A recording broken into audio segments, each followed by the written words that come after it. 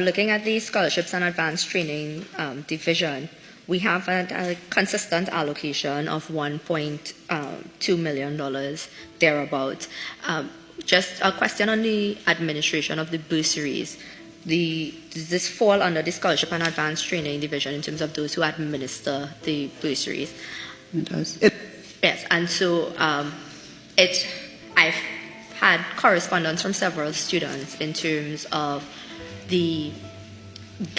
they would have been awarded the bursary, and the payment of funds or the release of funds over time has been a persistent worry in terms of persons not being able to pay their tuition, particularly students who are based at campuses outside of Trinidad and Tobago, and they have been unable. So when they reach out to the Scholarship and Advanced Training Division, the concern is that there's a set timeline for persons to pay certain, to meet their financial requirements in order to be able to register for classes, even in some instances the dormitory situations, etc. So given that I'm sure you are aware of some of these issues, is it that we may need to look at increasing the staffing at the Scholarship and Advanced Training Division to meet the growing numbers of persons outside of just scholarship recipients, but the bursaries, etc., so that we can find a more seamless way of the administration of this space?